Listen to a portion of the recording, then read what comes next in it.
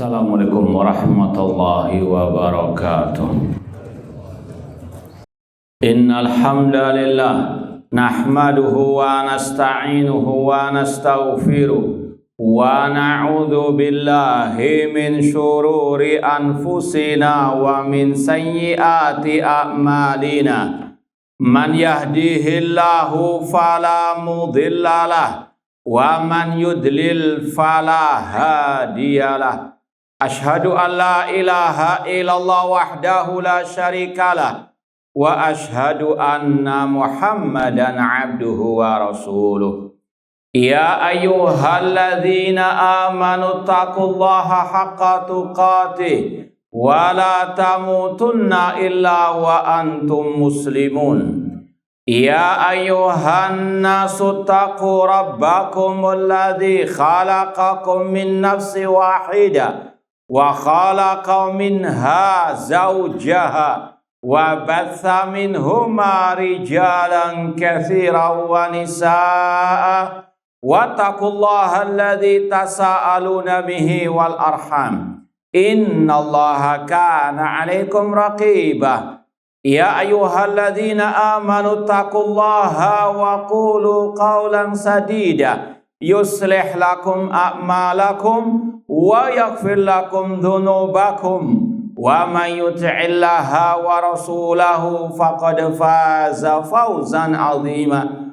Amma ba'd, fa inna asaqal hadits kitabullah wa khairal hadi hadyu Muhammadin sallallahu alaihi wasallam wa syarrul umuri muhdatsatuha wa kullu muhdatsatin bid'ah wa kullu bid'atin dhalalah wa kullu dhalalatin finnar.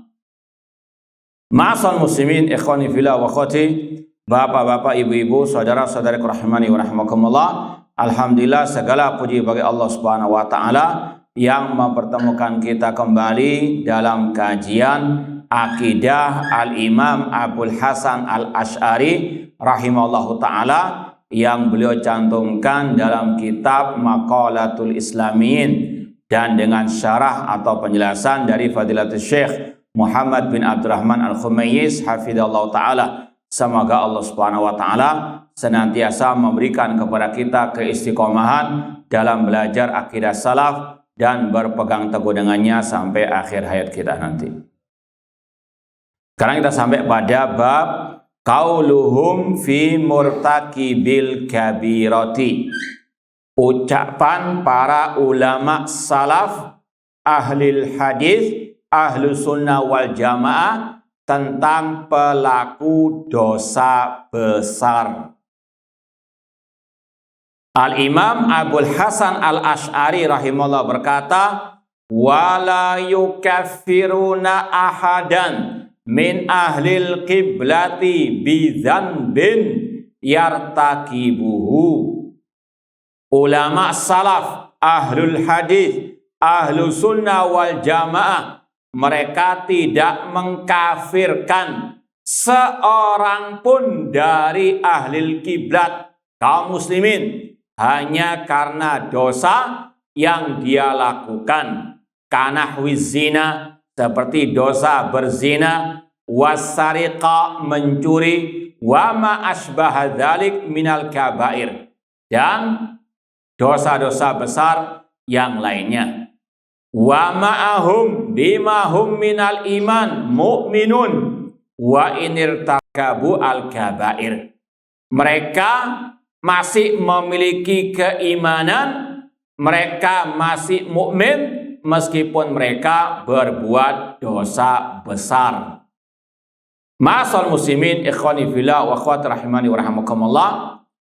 Ada sedikit di situ secara bahasa disebutkan apa definisi al-kabair, dosa besar. Kata penulis, hiya dzunub allati warada fi haqqiha la'nun aw wa'idun syadidun. Dosa besar adalah dosa yang ada ancaman laknat atau ancaman yang pedih. Atau kalau mau ditambahkan lagi, kata para ulama, dosa besar adalah setiap dosa yang ada hukuman had, al-hudud, hukuman yang telah ditentukan oleh syariat. Orang membunuh, dia dikisos. Orang mencuri, dipotong tangannya. Orang yang berzina, sudah menikah, dirajam. Namanya hukuman had yang sudah ditentukan oleh nas syariat. Sekali lagi, dosa besar definisinya dosa yang ada ancaman atau hukuman had di dunia atau ancaman khusus di akhirat. Entah itu diancam dimasukkan ke neraka ya, ataupun azab pedih yang lainnya. Nah, ini sekilas tentang definisi al-kabair. Ma'asal muslimin ikhwani fillah wa akhwati rahimani wa rahimakumullah. Para ulama dalam kitab-kitab akidah membahas, mencantumkan pembahasan yang satu ini. Karena ini merupakan salah satu pembeda atau garis pemisah antara ahlu sunnah wal jamaah dengan kelompok al-khawarij sepanjang masa demikian. Ini salah satu garis pemisah antara ahlu sunnah wal jamaah dengan kelompok al-khawarij. Kalau kita buka kitab-kitab sekali lagi ulama salaf tentang akidah, kita dapati pembahasan yang satu ini.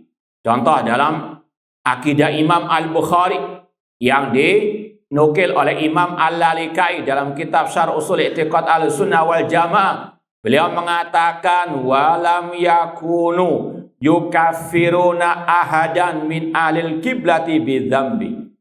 Mereka para ulama-ulama yang disebut oleh Imam Bukhari, beliau ketemu dengan lebih dari 1000 ulama di seluruh penjuru negeri. Beliau mengatakan mereka semuanya sepakat tidak mengkafirkan seorang pun dari ahli kiblat, yaitu kaum muslimin, hanya karena dosa yang mereka perbuat. Imam At-Tahawi dalam kitab Al-Aqidah Tahawiyah mengatakan wala nukafir ahadan min ahlil kiblati bidzambin ma lam yastahillah. Kami Ahlus Sunnah tidak mengkafirkan seorang pun dari ahli kiblat hanya karena perbuatan dosanya selama tidak menghalalkannya. Sekedar berbuat tidak mengkafirkan. Beda kalau mengatakan zina, minuman keras, atau mencuri, ya, atau membunuh itu halal misalnya. Ini beda lagi. Ini hukumnya kafir meskipun tidak melakukannya. Ya, memakan babi misalnya, dia mengatakan halal meskipun dia tidak pernah apa? Makan babi, tidak pernah meminum khamar, tapi kalau menghalalkan dengan mengatakan tadi minuman keras tadi halal, babi itu halal, ini kafir meskipun tidak apa? Pernah mencicipi sama sekali. Tapi bedanya kalau dia mencicipi tapi dalam hatinya mengharamkan, dia berbuat dosa apa? Besar. Inilah perbedaan penyimpangan dalam akidah dengan maksiat.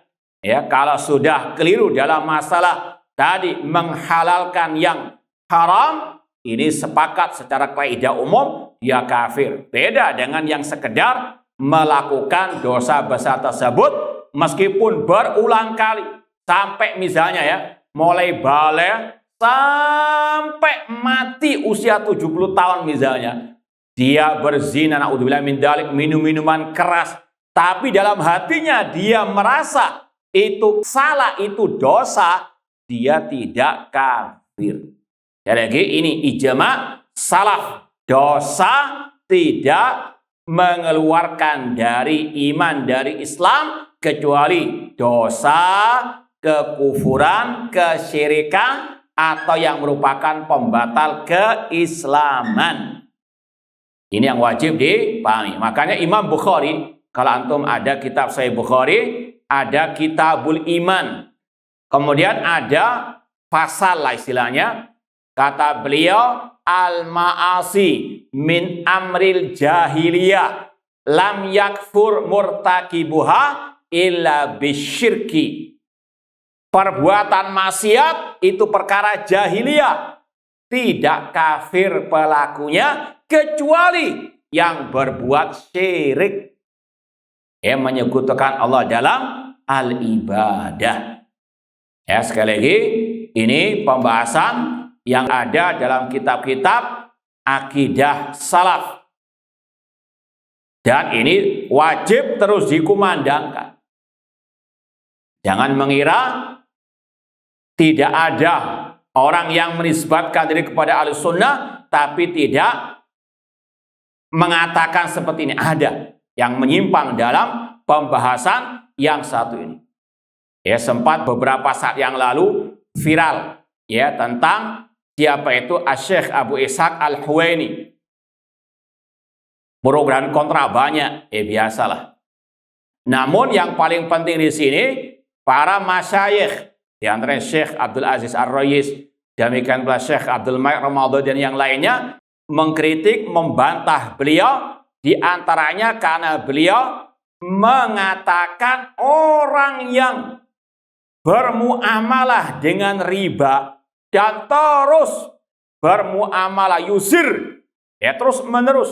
Dia mengatakan, iya ana tahu itu riba haram, tapi ana tetap akan melakukannya. Kata beliau itu bentuk menghalalkan dan itu kufur akbar. Maka dibantah oleh para ulama. Tadi, meskipun dia terus menerus berbuat riba, tapi selama dia merasa itu adalah apa? Haram, meskipun dia tahu itu haram, ya, namun karena dorongan hawa nafsu dan sebagainya, maka itu sekali lagi tidak termasuk menghalalkan yang mengeluarkan dari apa? Al-Islam.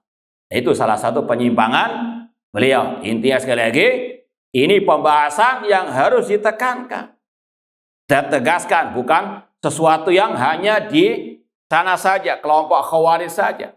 Namun juga ada dari orang-orang yang menisbatkan kepada dakwah salafi Ahlussunnah, bahkan sekali beliau pun ini jatuh ke dalam penyimpangan yang satu ini.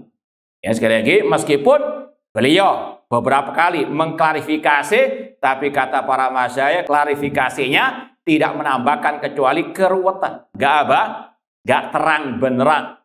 Ya, sekali lagi, bedakan antara menghalalkan dengan apa? Hatinya mengatakan riba halal dengan dia terus-menerus buat apa? Riba. Dia tahu itu adalah sama dengan orang yang kecanduan minum minuman keras.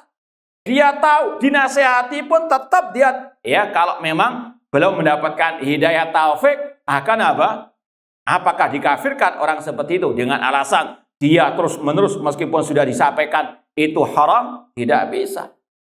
Jadi sekali lagi, ini yang wajib diyakini oleh setiap ya muslim, apalagi yang mengaku Ahlussunnah wal Jamaah, bahwasanya dosa ya selain tadi kata Imam Bukhari, selain syirik alias selain pembatal keislaman, bagaimanapun atau berapapun dia lakukan, terus menerus dia lakukan, selama belum ada al-istihlalul qalbi, ya penghalalan dalam hati, tidak bisa dikafirkan. Makanya para ulama sekali lagi tadi dalam kitab kita membahas masalah yang satu ini. Bahwasanya pelaku dosa besar tidak pandang berapa kali dia lakukan terus menerus ataukah tidak, selama dia tidak sampai menghalalkannya dengan ya hatinya, dengan dia ucapkan itu halal, maka selama-lamanya pelaku dosa besar masih mukmin, tidak keluar dari al-Islam. Kata Imam Abul Hasan Al-Asy'ari rahimahullah ta'ala, mereka Ahlussunnah, ulama salaf, ahlul hadis, tidak mengkafirkan seorang pun dari al-kiblat karena perbuatan dosa yang dilakukan seperti zina. Ini terang beneran.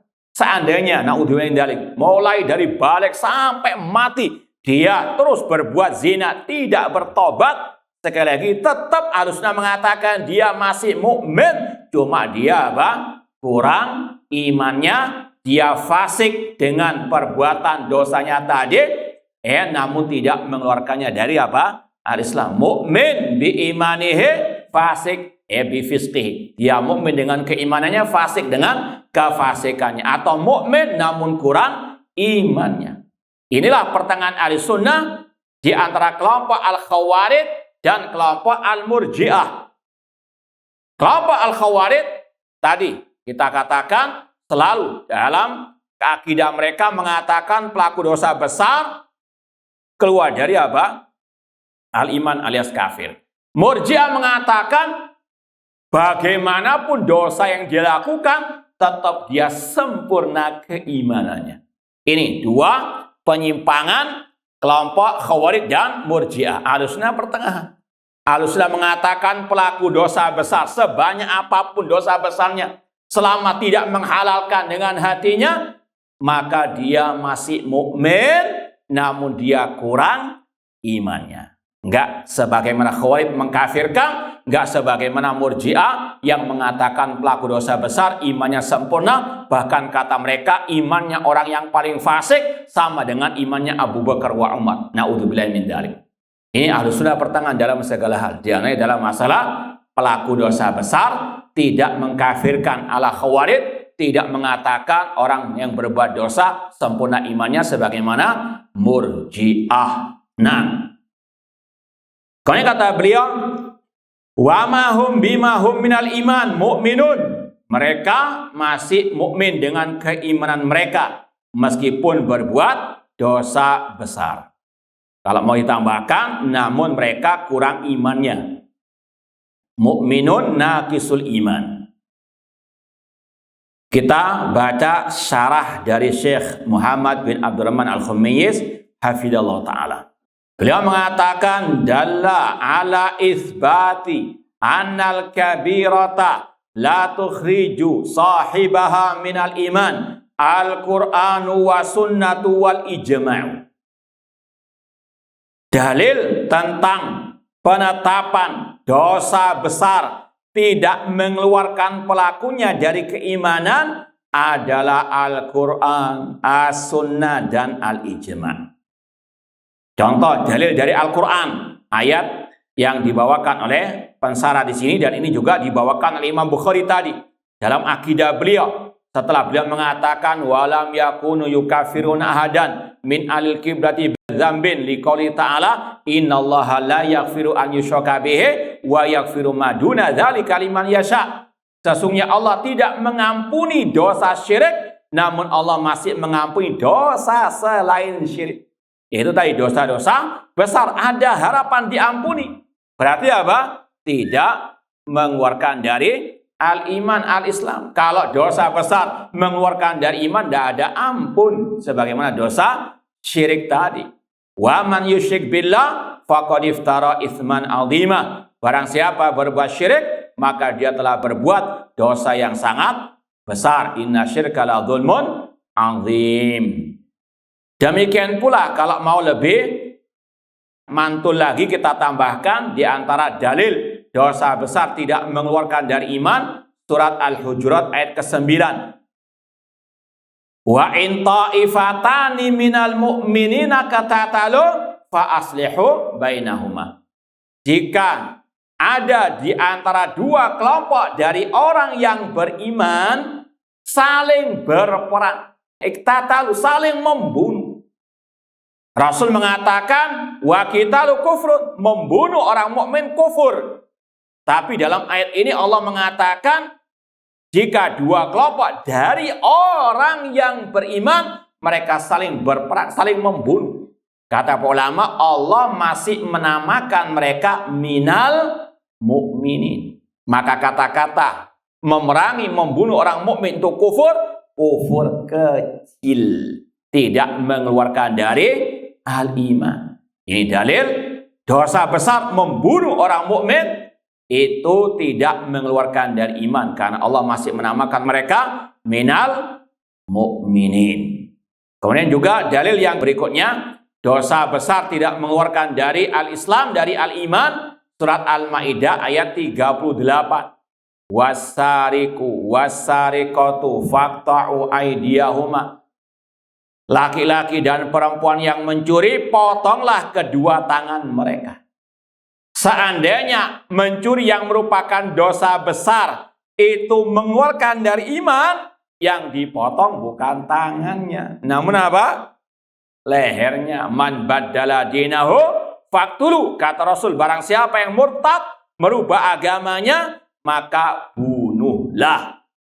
Maka kalau hukuman dosa mencuri adalah potong tangan, ini menunjukkan itu bukan kekufuran yang besar, tidak mengeluarkan dari al-iman.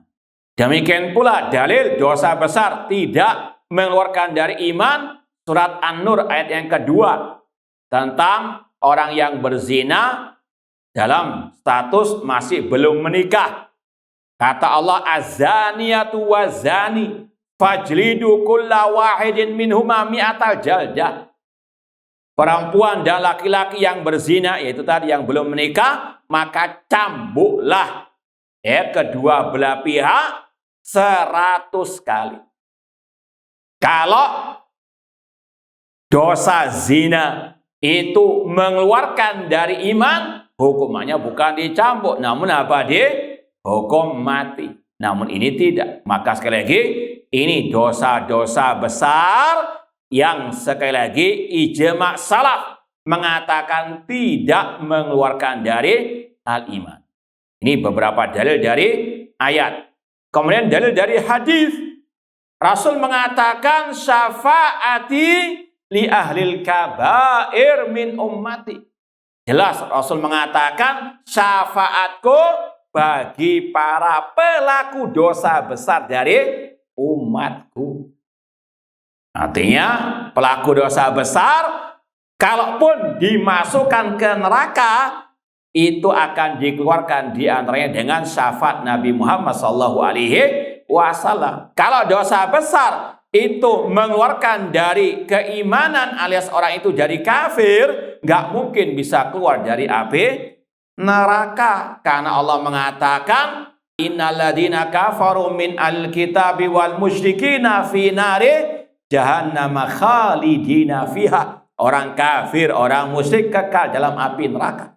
Tapi Rasul mengatakan pelaku dosa besar itu akan dikeluarkan dari api neraka dengan syafaat Nabi Muhammad SAW, tentunya dengan seizin dan ridho dari Allah Subhanahu wa Ta'ala. Ini dalil dari hadis Rasul tentang tadi pelaku dosa besar tidak kafir, tidak keluar dari al-iman al-Islam. Demikian pula hadis dalam Sahih Bukhari tentang al-jahannamiyun, yaitu orang-orang yang sudah dimasukkan ke neraka jahanam namun dikeluarkan sampai dia menjadi arang dan dimasukkan ke dalam sungai kehidupan, lalu dia pun tumbuh normal, lalu dimasukkan ke dalam surga Allah Subhanahu wa Ta'ala. Dalam riwayat dikatakan juga, akhriju minan nar man kana fi qalbi mithqal dzarratin min iman. Keluarkanlah dari api neraka setiap orang yang masih ada sedikit keimanan. Yaitu tadi dari para pelaku dosa besar. Selama sekali lagi yang dilakukan bukan pembatal keislaman, maka tidak keluar dari Islam. Itu sekali lagi dalil dari ayat atau dari hadis dan ijma' salaf. Seperti yang kita sampaikan tadi, kitab-kitab akidah hampir rata-rata membahas masalah yang satu, dan mereka rata-rata menukil ijma' salaf. Di antaranya Imam Abul Hasan Al-Asy'ari, Imam Al-Bukhari, dan yang lainnya. Nah, kemudian dinukilkan di sini ucapan Imam Abul Hasan Asy'ari dalam kitab beliau yang lain. Qala Al-Asy'ari rahimahullah wa ajma'u ala annal mu'mina billahi ta'ala wasairi mada'ahun nabiyyu. Ini ada sedikit kesalahan cetak. Ini ana sudah lihat langsung kitabnya Risalah ila Ali Saghar, ada ya perbedaan redaksi, dan yang tepat yang kita ralat sekarang ini ya ada di cetakan kita ini yang kita baca sekarang ini ada kekeliruan, dan insya Allah yang lebih benar yang di kitab aslinya tentunya. Itu kata-kata wa ajma'u ala annal mu'mina billahi ta'ala wasairi mada'ahu an-nabiyyu. Itu mada'ahu. Ilaihinya coret. Ilaihinya coret. Itu mada'ahu an-nabiyyu sallallahu alaihi wasallam, baru ila. Tambah ila. Ananya dicoret. Ila. Maksudnya ilal imani langsung. Ilal imani bihi. Dan ini yang insya Allah lebih betul redaksinya dan juga maknanya. Anak ulangi lagi, antum cocokkan lagi. Wa ajma'u ala annal mu'mina billahi ta'ala wa sa'iri mada'ahun nabiyyu sallallahu alaihi wasallam ilal imani bihi la yukhrijuhu anhu syai'un minal ma'asi wa la yuhbitu imanahu illal kufru. Ya, artinya sekali lagi Imam Abul Hasan Asy'ari berkata dalam kitab yang lain, Risalah ila Al-Saghar, ulama salaf, ulama Ahlussunnah sepakat mengatakan bahwasanya orang yang beriman kepada Allah dan yang beriman kepada apa yang diseru oleh Nabi SAW untuk mengimaninya, ilal imani bihi la yukhrijuhu anhu syai'un minal ma'asi, bahwasanya orang mukmin tersebut tidak bisa dikeluarkan oleh sesuatu apapun dari maksiat. La yukhrijuhu, maksudnya la yukhrijul mu'min anhu anil iman syai'un, sedikit pun dari dosa maksiat. Ini ijma' salaf bahwasanya maksiat, sekali lagi maksiat yang tadi dosa besar tidak mengeluarkan dari iman, apalagi dosa kecil. Dan kata beliau, dosa tidak membatalkan keimanannya kecuali dosa kekafiran. Ya, alias pembatal apa? Keislaman, keimanan. Makanya sudah pernah kita sampaikan kalau tidak salah di sini, kesalahan, penyimpangan, dosa itu berlevel-level. Ya, ada dosa yang membatalkan keislaman. Ya, nawaqidul Islam.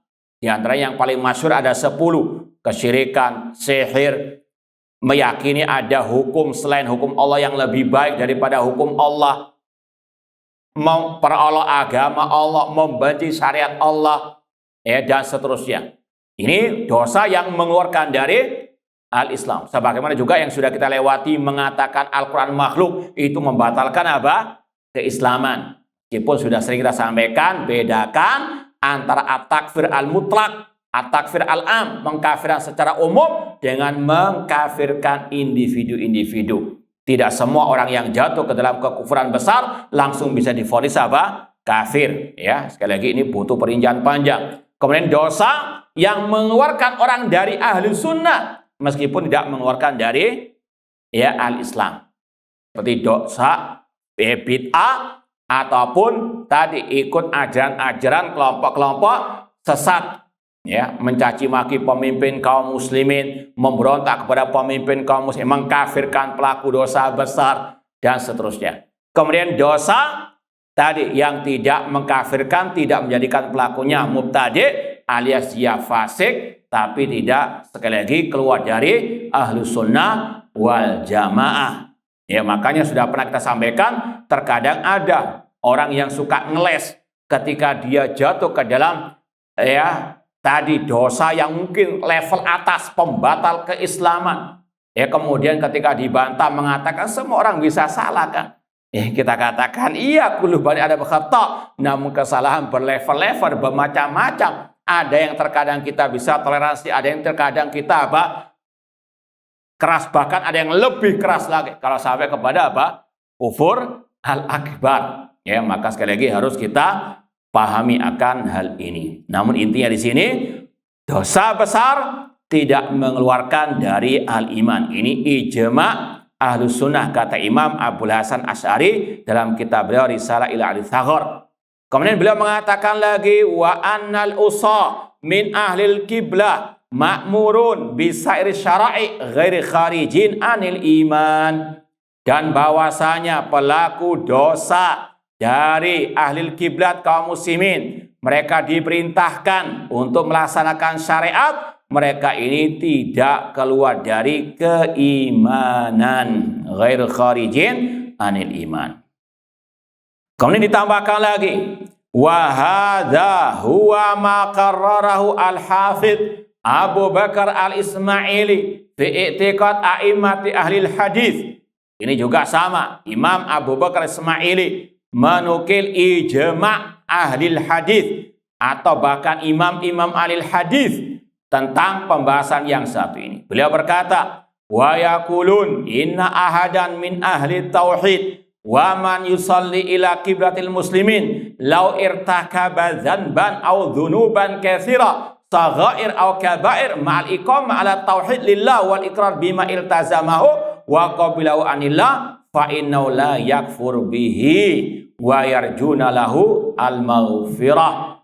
Mereka para imam-imam ahli hadis, mereka mengatakan bahwasanya seseorang dari ahli tauhid yang tidak berbuat syirik kepada Allah, yang dia salat menghadap kiblatnya kaum muslimin, seandainya dia berbuat dosa, satu, dzamban, auzunuban, atau banyak sudah, ya, semua dosa pernah dia lakukan, misalnya dzunuban katsira, yang kecil maupun yang besar, tapi dia masih tegak di atas tauhid, tidak berbuat syirik, ibadahnya hanya untuk Allah Ta'ala, dan dia mengikrarkan keimanan atau rukun-rukun iman yang 6, ya, maka kata beliau, dia tidak kafir, dan ya, para imam-imam ahli hadis mengharapkan ampunan Allah untuknya.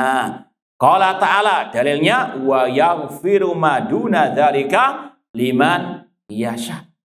Ini sekali lagi akidah salaf ahli hadis, ijma' salaf pelaku dosa besar tidak kafir, meskipun tadi berkali-kali, berulang-ulang, terus-menerus dia berbuat dosa sampai mati, tetap tidak boleh dikafirkan.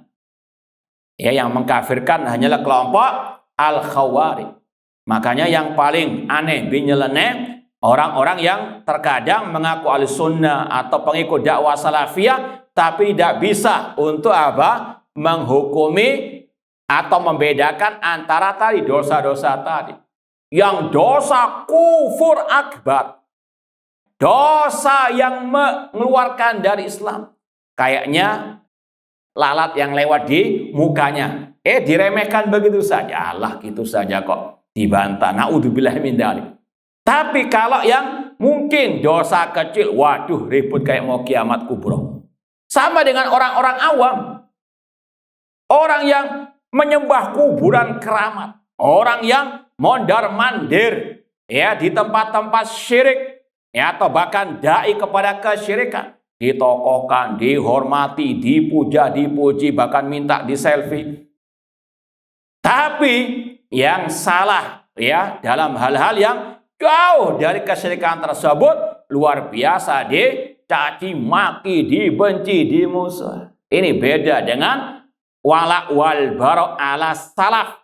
Ya, kalau salaf, mereka luar biasa bencinya kepada ahli syirik, ahli kufur, ya. Namun mereka, sekali lagi, tidak sekeras itu ketika masalah dosa. Bukan meremehkan masalah dosa, namun tadi semuanya ada levelnya. Wala wal bara tergantung levelnya tersebut. Antara dosa maksiat dengan bid'ah saja, ulama salaf membedakan sikapnya. Sebagaimana yang sudah pernah kita sampaikan dari riwayat yang dinukil oleh Imam Al-Barbahari rahimahullah ta'ala. Ada seorang ulama salaf menasihati putranya. Dia mengatakan, lebih baik engkau, aku lihat keluar dari rumah. Ya Pak, kalau bisa dikatakan orang yang homoseksual. Lebih baik aku melihat dirimu keluar dari pelaku dosa homo atau dosa zina, dibandingkan aku melihatmu keluar dari rumahnya ahli bid'ah. Sekali lagi, ini bukan masalah meremehkan dosa, namun inilah perbandingan bahayanya bid'ah dengan dosa, apalagi dibandingkan dengan dosa syirik. Ya, maka sekali lagi seorang muslim apalagi yang mengaku al-sunnah salafi harus punya tadi kacamata yang benar dalam memandang mana sikap terhadap dosa syirik, dosa bid'ah, dosa maksiat, atau bahkan yang tidak maksiat sama sekali, hanya perbedaan khilaf ijtihadi di antara para al-ulama. Nah, ma'asal muslimin ikhwani fillah wa akhwati rahimani wa rahimakumullah. Makanya kalau kita baca tadi ucapan Imam Abu Bakar Ismail rahimahullah, selama orang itu masih tegak di atas at-tauhid, jadi betul-betul para ulama menghormati, betul-betul menghargai, betul-betul mencintai, memuji ahli tauhid. Ya, meskipun jatuh ke dalam apa? Maksiat, dibandingkan yang ahlu asyirik atau ahlul kufur dan seterusnya. Wa kada Syekhul Islam Abu Utsman As-Sabuni haitsu qala fi kitabih. Demikian pula Syekhul Islam Imam As-Sabuni Asy-Syafi'i rahimahullah, beliau berkata dalam kitabnya Aqidah Salaf Ashabil Hadis, wa ya'taqidu ahlus sunnati annal mu'mina wa in aznaba dzunuban katsira saghair kanat aw kabair fa innahu la yakfur biha. Ahlus sunnah wal jamaah meyakini seorang mukmin meskipun dia berbuat, ini beliau tegaskan lagi sebagaimana Abu Bakar Ismail tadi, meskipun dia berbuat dzunuban katsira, dosa-dosa yang banyak, saghair kanat au kabair, dosa kecil maupun dosa besar, dan sekali lagi terus menerus sampai seandainya dia mati belum bertobat, fa innahu la yakfur biha, dia tidak kafir dengan sebab perbuatan dosanya tersebut. Meskipun sudah kita sampaikan tadi, kalau kelompok Murji'ah mengatakan apa? Pelaku dosa besar sempurna keimanannya. Adapun Ahlussunnah mengatakan mukmin namun kurang apa? Jelas berbeda. Makanya dusta kalau ada yang menyamakan antara Salafiyun Ahlussunnah dengan Murji'ah. Ya, ketika kita mengatakan seperti ini dikira apa? Meremehkan masalah amal. Ini Murji'ah meremehkan amal, mengeluarkan amal dari, tidak. Kalau Murji'ah mengatakan pelaku dosa besar sempurna imannya, la yadurru mal imani dzambun. Kata Murji'ah, dosa tidak mempengaruhi iman sama sekali. Ahlussunnah mengatakan dosa mempengaruhi iman, cuma tidak sampai apa? Mengeluarkannya dari keimanan. Kemudian kata beliau, wa in kharaja minad dunya ghairi ta'ibin minha wa mata 'ala tauhid wal ikhlas. Ini yang kita tekankan tadi. Kata Imam As-Sabuni Asy-Syafi'i rahimahullah, meskipun dia meninggal dunia, meninggalkan dunia yang fana ini sebelum bertobat dari dosa-dosanya tadi, namun dia mati di atas at-tauhid. Ini keutamaan at-tauhid. Maka sekali lagi, kalau kita baca ungkapan seperti ini, sekali lagi bukan untuk meremehkan dosa, namun ini juga menegaskan tentang keutamaan at-tauhid, pentingnya at-tauhid, dan sekaligus pentingnya dakwah at-tauhid. Seandainya orang itu mati dalam keadaan berbuat dosa besar, belum bertobat, namun masih ada tauhid, maka dia masih ada harapan masuk surga langsung, tidak diazab. Kalaupun diazab, tidak kekal. Allah juga berfirman dalam hadits qudsi, ya ibna Adam, lau ataitani bi qurabil ardi khataya tsumma lakitani la tusyrik bi syai'a la ataituka bi qurabil ardi maghfiratan. Wahai anak Adam, kata Allah, seandainya engkau datang kepadaku pada hari kiamat dengan membawa dosa setumpuk bumi, namun engkau tidak berbuat syirik kepadaku sedikit pun, aku akan mendatangimu dengan setumpuk bumi ampunan. Ya, semoga Allah mengampuni semua dosa-dosa kita, dan semoga Allah menghidupkan dan mewafatkan kita di atas tauhid dan sunnah Rasulullah SAW. Ikhwani fillah wa akhwati rahimani wa rahimakumullah, kata beliau, kalau dia meninggal dalam keadaan berbuat dosa belum bertobat, namun dia mati di atas tauhid, tidak berbuat syirik, fa inna amrahu ilallahi azza wa jalla. Maka nasibnya di akhirat, apa kata Allah? Insya'a afa anhu.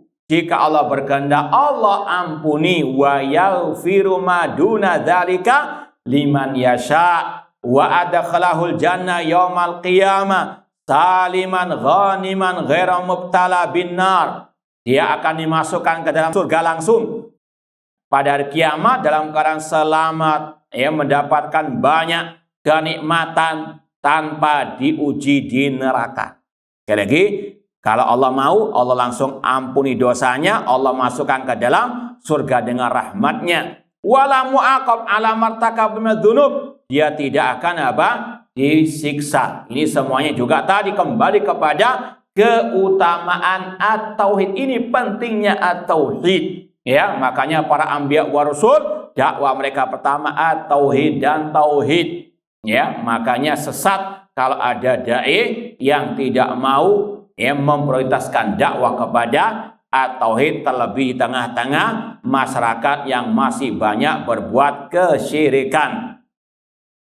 Kemudian kata beliau, waqtasabahu tsumma istashabahu ila yaumil qiyamah minal asam wal auzar. Allah tidak menyiksa atas perbuatan dosa-dosa yang dia masih bawa sampai mati. Ya, karena sekali lagi tadi Allah mengampuninya.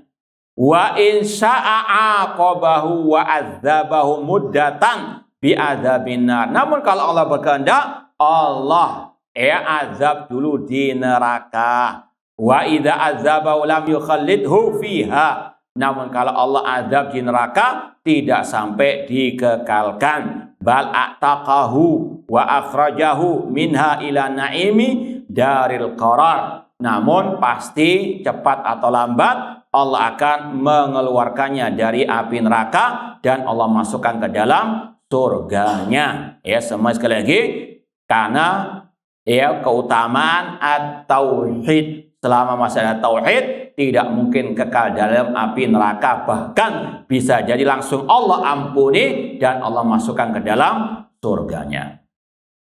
Al-khulasah, kesimpulannya, la yahkum ahlus sunnah ala murtakibil kabirati bil kufri. Ahlus sunnah, sekali lagi, ijma' sepakat mengatakan pelaku dosa besar itu tidak dihukumi kafir keluar dari al-Islam. Bal huwa muslimun, namun Ahlus Sunnah meyakini dia muslimun fasikun. Dia muslim atau mukmin namun dia fasik. Ini bedanya kalau Khawarij mengatakan kafir keluar dari Islam, kalau Murji'ah mengatakan dia mukmin sempurna imannya. Ahlussunnah mengatakan iya dia mukmin tapi kurang imannya. Sebagaimana dalam definisi iman, al-iman yazidu bit ta'ah wa yanqus bil ma'siyah. Iman bertambah dengan ketaatan dan berkurang dengan kemaksiatan. Maka beda antara Ahlussunnah dengan Murji'ah dan sesat dusta yang menuduh dakwah salafiyah Ahlussunnah Murji'ah atau menyamakannya dengan Murji'ah. Wala yukaffiruna ahadan bidzambin ma lam yastahillahu. Ahlus sunnah tidak mengkafirkan seorang pun dari ahli Islam, ahli kiblat karena perbuatan dosanya selama tidak menghalalkannya. Menghalalkan dengan apa? Tidaknya dan. Baik, kita lanjutkan insyaallah ba'dal adzan. Kalau ada yang mau bertanya silakan dengan kertas. Baik, ma'asal muslimin, ikhwani fillah wa akhwat rahimani wa rahimakumullah. Al-khulasah tadi kata Syekh Muhammad bin Abdurrahman Al-Khumayyiz hafidahullah, Ahlus Sunnah tidak menghukumi pelaku dosa besar dengan kekafiran. Bahkan pelaku dosa besar muslim, mukmin namun dia fasik. Wala yukaffiruna ahadan bidzambin ma lam yastahillahu. Dan mereka tidak mengkafirkan seorang pun karena dosa selama tidak menghalalkannya. Ini menghalalkan apa? Dengan apa makna menghalalkan ini? menghalalkan dengan hati, mengatakan dengan lisannya misalnya khamar, minuman keras, zina, daging babi halal. Itu namanya apa? Menghalalkan. Karena sekarang ini kelompok-kelompok neo khawarij mereka pakai istilah lain. Iya, mereka menghalalkan. Buktinya apa? Ya, dibiarkan adanya pabrik minuman keras, dikasih izin resmi. Itu juga artinya menghalalkan. Berarti pemerintah tauhid kafir. Ini adalah apa? Ya, neo khawarij kontemporer sekarang ini. Paham dong? Ya, sekali lagi, sekedar beredarnya kemaksiatan, dosa, ini bukan berarti pemimpin mengatakan itu suatu yang apa? Halal. Maka sekali lagi harus dipisahkan antara perbuatan apapun yang diucapkan dengan dikatakan itu menghalalkan dengan amal, nggak bisa mengeluarkan dari apa? Al-Islam. Sekali lagi, sekarang model ahlul kalam. Sebagaimana kelompok Jahmiyah ketika dibantah Al-Quran makhluk dengan mengatakan yang mengatakan Al-Quran makhluk adalah kafir, mereka cari retorika lain. Sama dengan kelompok Khawarij sekarang ini. Ya, ketika ulama salaf serentak membantah mereka, pelaku dosa besar tidak kafir selama tidak menghalalkan. Mereka pakai retorika. Ya, bahwasanya pelaku dosa besar itu kalau terus-menerus berbuat dosa tersebut, dia berarti menghalalkan dengan perbuatannya. Paham ya? Maka tetap Ahlussunnah mengatakan selama bukan menghalalkan dengan akidah keyakinannya, dengan hatinya, dia tidak kafir. Paham ya? Ya, demikian pula kelompok Khawarij kontemporer atau kelompok teroris juga sama retorikanya. Pemerintah kafir, tauhid atau apalah Yahud dan seterusnya. Karena apa? Mereka menghalalkan minuman keras. Buktinya ada pabrik-pabrik minuman keras dan seterusnya. Ada maksiat-maksiat dibiarkan misalnya. Itu berarti menghalalkan. Ini sekadar apa? Halusinasi mereka. Tidak ada ulama salaf yang mengatakan itu sebagai penghalalan yang mengeluarkan dari apa? Al-Islam. Maka sekali lagi harus teliti. Harus apa? Betul-betul menimbang semuanya dengan akidah salah. Pelaku dosa besar apapun yang dia lakukan selama tidak sampai kepada pembatal keislaman tadi, dia masih mukmin muslim namun kurang imannya. Wa yaqulun inna murtakibal kabira tahtal masyiah yaumal qiyamah. Dan mereka Ahlussunnah mengatakan pelaku dosa besar di hari kiamat itu di bawah kehendak Allah. Insya Allah afa anhu, jika Allah berkehendak Allah ampuni langsung, Allah masukkan ke dalam surga langsung. Wa insya adzabu, jika Allah berkehendak Allah azab tapi tidak kekal di dalam api neraka. Ada sebagian subah juga dari kelompok neo khawarij atau kelompok teroris. Mereka mengatakan misalnya ISIS ataupun Al-Qaeda atau yang semisal dengan mereka, jaringan-jaringan teroris. Entah yang bermerek atau nggak bermerek, ini kadang mereka mengatakan mereka bukan khawarij. Buktinya mereka apa? Tidak mengkafirkan pelaku dosa besar, nggak mengkafirkan perbuatan zina dan sebagainya. Maka kata para ulama, namun ada dosa yang ini sekali lagi yang selalu mereka kafirkan sejak zaman nenek moyang mereka, yaitu masalah berhukum dengan selain hukum Allah. Sampai detik ini mereka masih punya keyakinan yang tidak berhukum dengan hukum Allah, kafir, murtad, halal darahnya, berhak dibom. Itu kelompok Khawarij sepanjang masa. Dan ini yang diucapkan oleh Imam Al-Ajuri dalam kitab Asy-Syariah. Dalam kitab Asy-Syariah jilid yang pertama, beliau membahas tentang Khawarij. Banyak riwayat-riwayatnya dan ucapan yang indah dari beliau. Kata beliau diantaranya, wa mimma yatba'ul haruriyah minal mutasyabih qauluhu wa man lam yahkum bima anzalallahu fa'ulaika humul kafirun. Di antara yang diikuti oleh kelompok al-haruriyah, nama lain dari Khawarij, dari ayat-ayat yang mutasyabihat, yaitu firman Allah, barang siapa yang tidak berhukum dengan hukum Allah maka kafir. Wa yaqra'una ma'aha, dan mereka tambahkan dengan ayat surat Al-An'am.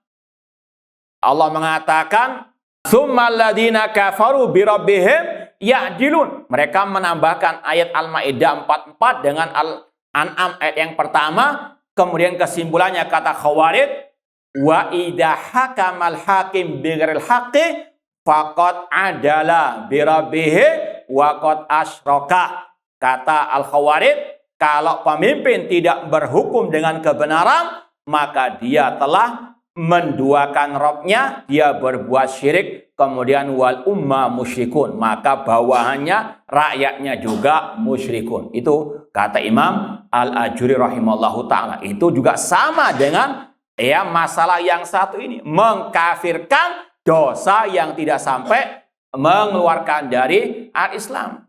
Abdullah bin Abbas radhiyallahu anhuma, sahabat Rasul, mentafsirkan Al-Maidah 44 dengan kata-kata kufrun duna kufrin, kufur kecil, kufrun la yangkulu anil millah, kekafiran yang tidak mengeluarkan dari al-Islam. Maka hati-hati dengan syubhat Khawarij, dan juga hati-hati dengan para pengikut al-Khawarij. Tapi ini ada satu pertanyaan. Apakah termasuk sunnah apabila kita bertakbir mulai sekarang atau menunggu setelah puasa Arafah? Dalam Sahih Bukhari dari hadis dikatakan oleh Imam Bukhari, kana Abdullah bin Umar wa Abu Hurairah radhiyallahu anhuma yakhrujani ila suq fi ayyamil ashr wa yukabbiran. Bahwasanya Abu Hurairah, Abdullah bin Umar radhiyallahu anhuma, mereka keluar ke pasar di 10 awal bulan Dzulhijjah dan mereka bertakbir. Sekali lagi, sunnah takbir itu sejak kapan? Kemarin malam ataupun hari ini. Dengan lafaz sebagaimana kata Abdullah Mas'ud, seperti yang sudah masyhur di hari raya Idul Fitri juga, Allahu Akbar, Allahu Akbar, la ilaha illallah, Allahu Akbar, Allahu Akbar, walillahi hamd. Itu takbir juga disunahkan dibaca di hari-hari seperti ini. Yaitu namanya takbir yang mutlak. Nah, wallahu ta'ala alam. Ada lagi yang mau ditanyakan sebelum kita tutup? Ya, tafadhol. Masalah dosa yang tidak mengeluarkan dari keimanan. Kalau kita mencuri, kan dipotong tangannya. Nah. Sedangkan kalau sampai keluarga keimanan kan dibunuh. Iya.